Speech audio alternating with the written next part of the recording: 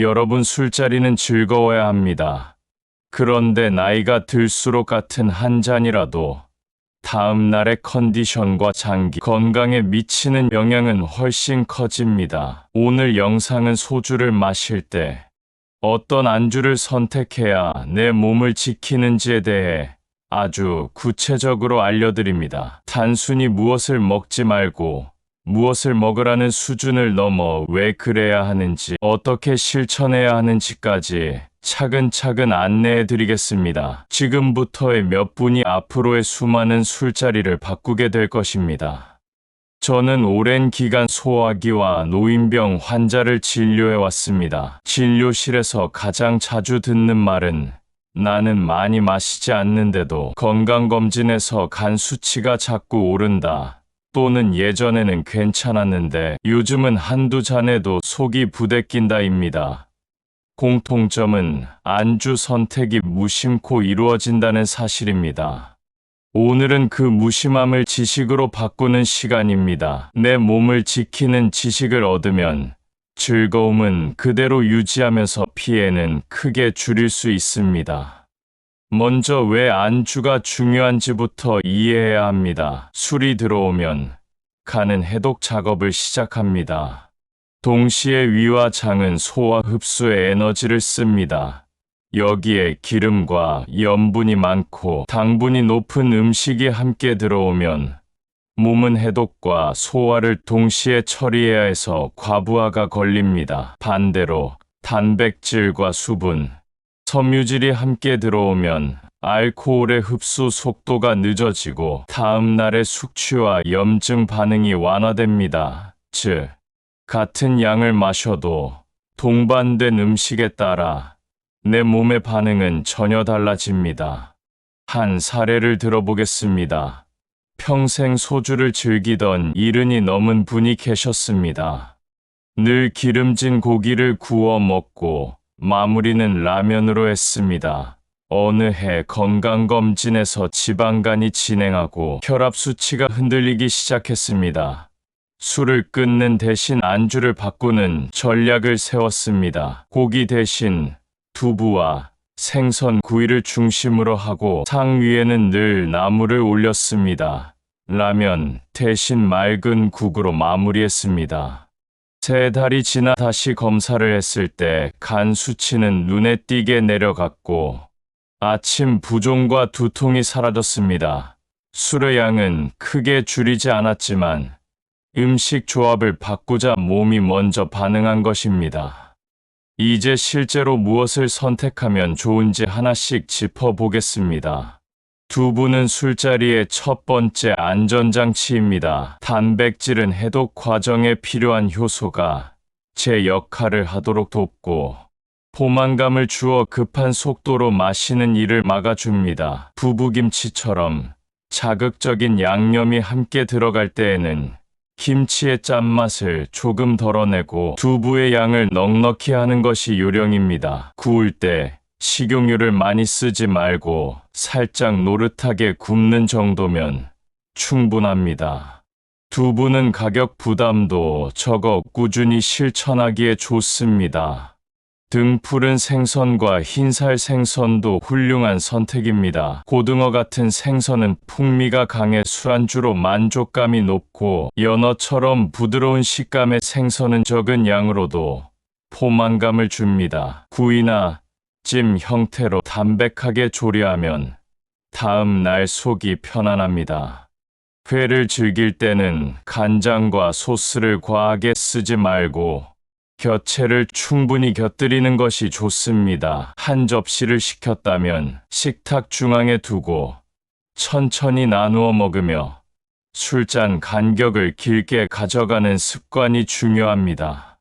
채소와 나물은 필수 구성입니다. 시금치, 고사리, 미나리, 오이, 상추, 깨시 어떤 것이어도 괜찮습니다. 핵심은 상위에 녹색을 넉넉히 올려두는 것입니다. 채소는 수분과 칼륨이 풍부하여 탈수와 붓기를 완화하고 섬유질은 알코올과 함께 들어오는 자극을 완충해 줍니다. 나물을 무칠 때 소금과 설탕을 과하게 쓰지 않고 참기름을 조금만 더해 향을 살리면 충분합니다. 채소를 씹는 시간 자체가 마시는 속도를 줄이는 효과가 있어 결과적으로 총량을 조절하는 데 도움이 됩니다. 맑은 국과 따뜻한 탕은 지친 위를 보호해 줍니다. 콩나물국, 북엇국, 미소된장국처럼 기름이 적고 건더기가 가벼운 국은 술자리를 길게 끓지 않으면서도 수분 보충을 돕습니다. 국물을 삼키는 동작은 호흡을 가다듬어 과음으로 가는 속도를 늦추는 역할을 합니다. 다만 간이 세진 국물을 반복해 들이키면 염분이 쌓임으로 가능한 한 싱겁게 조리된 것을 고르는 눈이 필요합니다. 해조류와 담백한 해산물도 좋아요. 빈 미역 다시마를 활용한 반찬은 소화가 편안하고 다음날 속쓰림이 덜합니다. 조개류나 하얀 살에 생선살을 살짝 데쳐 초간장에 찍어 먹는 방식은 술맛을 받치면서도 부담이 적습니다. 회나 해산물을 드실 때 얼음물이 아닌 미지근한 물을 곁들이면 차가움으로 인한 위 경련을 줄일 수 있습니다. 과일은 마무리용으로 적당합니다. 배, 토마토, 사과 같은 수분이 많고 향이 깔끔한 과일이 좋습니다.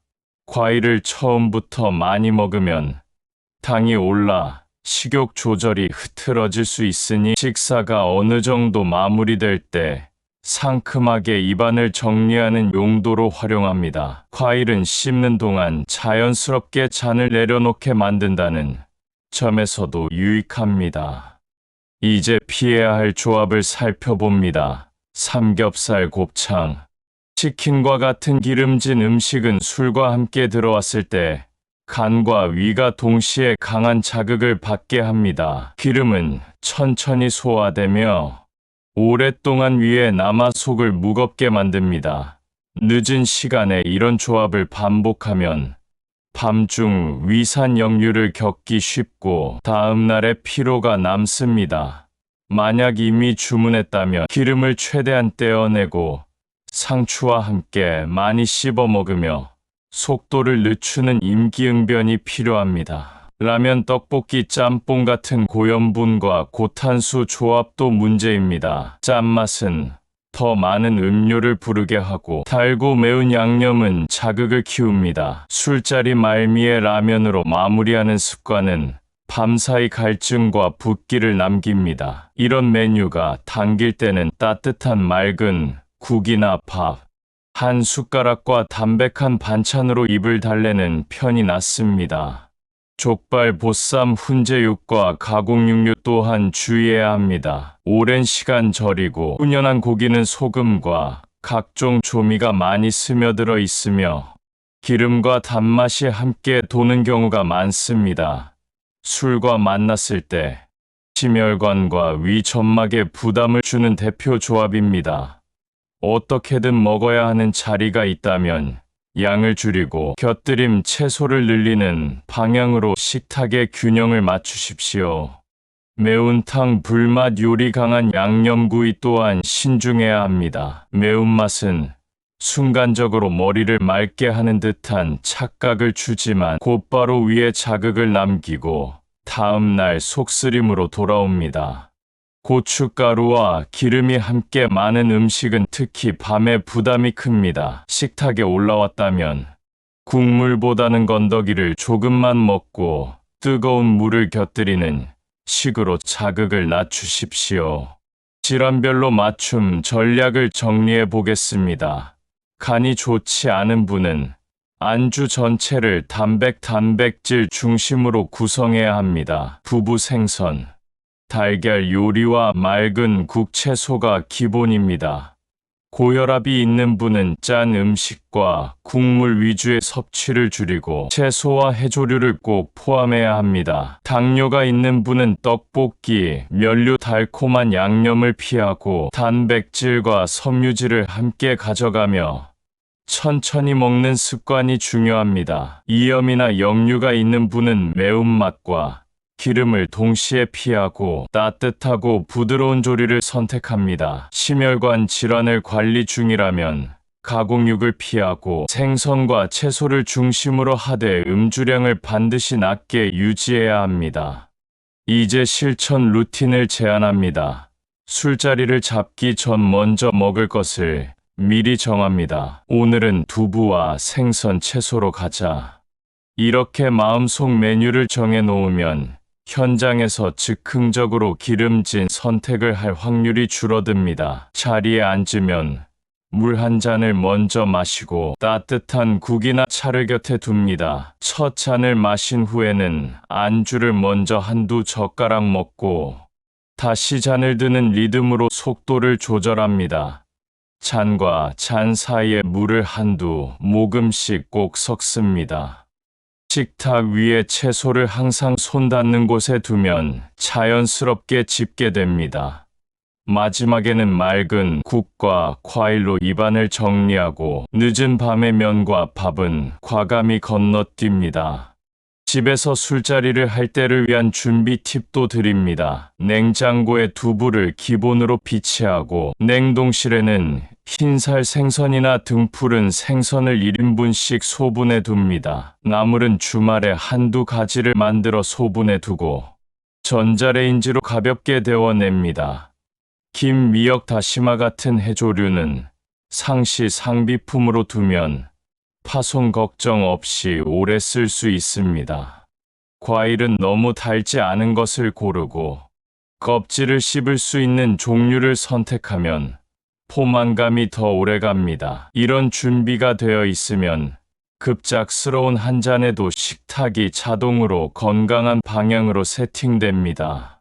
외식 자리에서는 메뉴판을 미리 살펴 단백 옵션을 먼저 주문합니다. 두부김치 대신 두부구이를 요청하고 기름을 줄여달라고 부탁합니다. 회를 시키면 채소와 곁에 추가를 동시에 주문하고 간장과 소스는 작은 접시에 덜어 사용합니다. 국물은 맑은 것을 선택하고 간이 세면 물을 부어 조절합니다. 밥과 면은 마지막에 추가하는 대신 중간중간 채소와 단백질을 충분히 먹어 포만감을 유지합니다. 동석자에게 내 건강 계획을 미리 말해두면 권유를 거절하기가 쉬워집니다. 술자리를 관리하는 기술도 필요합니다. 첫 잔은 천천히, 두 번째 잔은 더 천천히, 그 이후는 물과 대화를 섞습니다. 잔을 비우는 속도를 결정하는 것은 내가 아니라 대화의 주제라고 마음속 기준을 바꾸면 과음의 궤도에서 자연스럽게 벗어납니다. 자리의 길이가 길어질수록 부담이 커지니 시간을 정해두고 마무리 멘트를 준비합니다. 오늘은 여기까지, 몸이 내일을 기다리고 있으니까요. 같은 문장으로 부드럽게 자리에서 일어나면 됩니다. 다음 날 회복 루틴도 정해둡니다. 일어나서 미지근한 물을 마시고 가벼운 스트레칭으로 순환을 깨웁니다. 속이 편한 죽이나 바나나와 요거트 같은 부드러운 음식을 조금 먹습니다. 짠 해장국보다 싱거운 맑은 국이 낫습니다. 햇빛을 잠깐 쬐며 천천히 걷고 낮잠은 짧게 가져가 밤 수면을 망치지 않도록 합니다. 무엇보다 전날 무엇을 먹고 마셨는지 짧게 기록해 다음 술자리에 반영합니다. 기록은 습관을 바꾸는 가장 강력한 도구입니다. 이제 한 달 실천 계획을 제안합니다. 첫째 주에는 두부와 채소를 식탁의 중심에 놓는 습관을 들입니다. 둘째 주에는 생선 요리를 편하게 조리하는 방법을 익힙니다. 셋째 주에는 맑은 국과 해조류를 늘리는 데 집중합니다. 넷째 주에는 라면이나 면류로 마무리하던 습관을 끊고 과일로 입가심하는 습관을 굳힙니다. 주차별로 하나씩만 바꿔도 한 달 뒤에 몸은 분명히 가벼워집니다. 많은 분들이 묻습니다. 도대체 어느 정도가 적정량인가요? 대답은 단순합니다. 적을수록 좋습니다. 그리고 나이가 들수록 더 적어야 합니다. 몸이 신호를 보내면 그 신호에 귀를 기울이십시오. 얼굴이 쉽게 붉어지거나 심장이 두근거리거나 잠이 얕아지고 다음날 손이 붓는다면 그 양은 이미 과합니다. 안주를 바르게 고르는 것이 첫 단계라면 양을 줄이는 것은 마지막 관문입니다. 두 단계가 동시에 이루어질 때 진짜 변화가 시작됩니다. 또 한 가지 중요한 요소는 함께 마시는 사람들입니다. 건강하게 마시기로 약속한 동반자는 최고의 안전장치입니다. 메뉴를 고를 때 내 건강 목표를 먼저 말하고 함께 선택합니다. 오늘은 담백하게 먹자. 나는 두부와 생선이 좋다. 이 한마디가 식탁의 흐름을 바꿉니다. 누군가가 기름진 음식을 권하면 다음에 먹자. 오늘은 쉬운 날로 가자라고 미소로 거절합니다. 나를 지키는 태도는 상대를 존중하는 표현과 함께 갈 때 가장 세련됩니다. 여러분, 술은 즐거움을 위한 것입니다. 즐거움이 지나쳐 괴로움이 되지 않게 하려면 지식과 습관이 필요합니다. 오늘 들으신 내용을 요약하면 이렇습니다. 술자리는 준비에서 절반이 결정되고 식탁의 첫 주문에서 나머지 절반이 결정됩니다. 단백질과 채소, 맑은 국과 해조류 과일로 구성된 식탁은 몸을 지킵니다. 기름지고 짠 음식 달고 매우며 가공된 고기들은 피하는 것이 정답입니다. 잔과 잔 사이에 반드시 물을 섞고 대화를 길게 가져가며 늦은 밤에 면과 밥을 끊어 내일의 날을 지킵니다. 마지막으로 부탁드립니다. 오늘의 내용을 혼자만 알고 넘어가지 마세요. 가족과 지인에게 나누어 주십시오. 특히 간이 좋지 않은 부모님, 혈압이 들쑥날쑥한 배우자, 당 조절로 고생하는 친구에게 전해 주십시오. 작은 선택의 변화가 삶 전체를 바꿉니다. 이 영상이 도움이 되었다면 다음에도 건강을 지키는 지식을 전해드릴 수 있도록 응원의 마음을 남겨주시면 큰 힘이 됩니다. 여러분의 내일 아침이 더 가볍고 편안하길 진심으로 바랍니다. 오늘 저녁의 한 잔이 내일의 날을 해치지 않도록 현명한 선택으로 식탁을 채우십시오. 감사합니다.